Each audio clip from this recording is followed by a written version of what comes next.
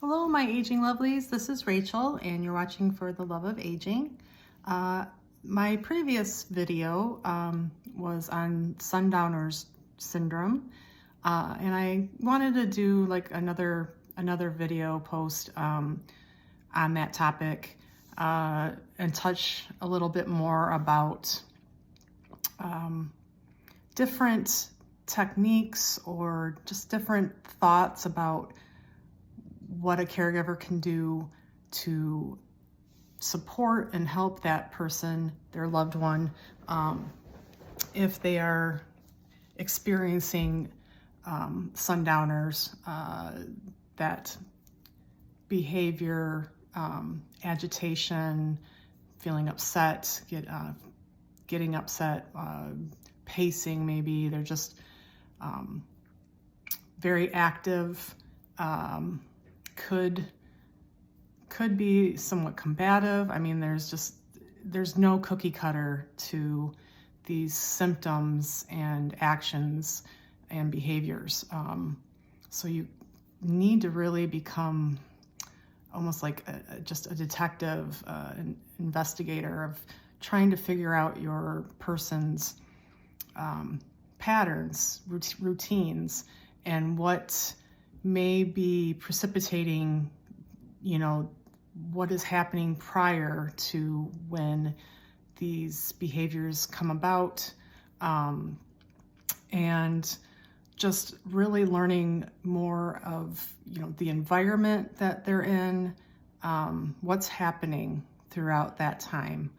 I was thinking about, the five senses.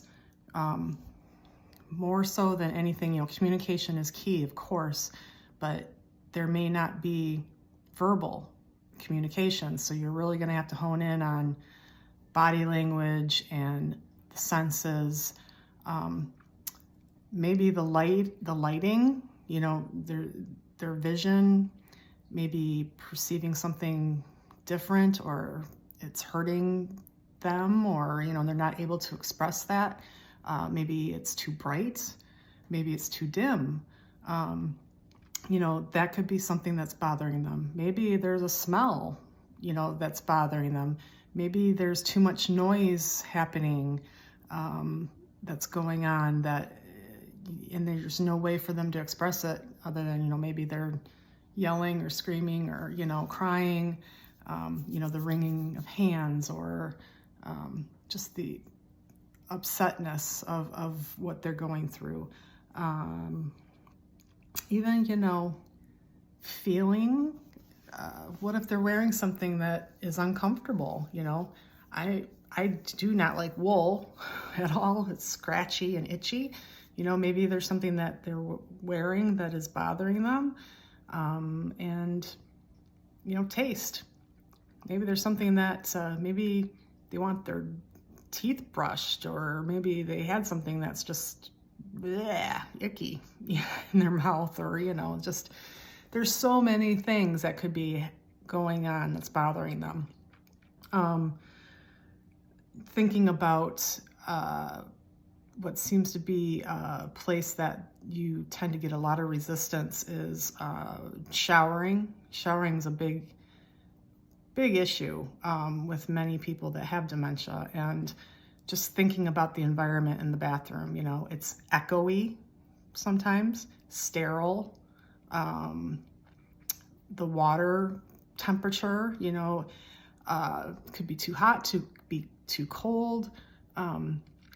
There's just so many things to think about when that is occurring. And I just wanted to reiterate, just you're doing all that you can. You're trying to support your loved one, and just really hone in on what could be causing these reactions, these behaviors, and trying to nail it down and then diffuse it. Just, figure out ways to calm that person. You're going to be wanting to calm them. I think I mentioned in the last video of creating a calming environment, your tone, calm and almost like monotone, and warming though, not stern, or, just knowing that they're in a safe place. Sometimes, they're not knowing what's happening. And sometimes using your words to explain different steps, different instructions, explaining what you're going to do prior to doing it.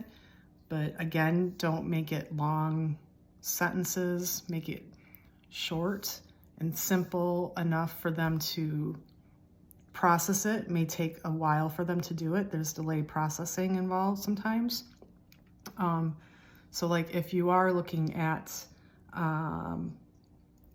taking them in to take a shower, just break down the steps and say, we're going to go into the bathroom, and then we're going to turn on the water to get the temperature right, just calmly doing it. And if they're very resistant, sometimes you're just going to have to stop and come back later to it. It's just not going to happen.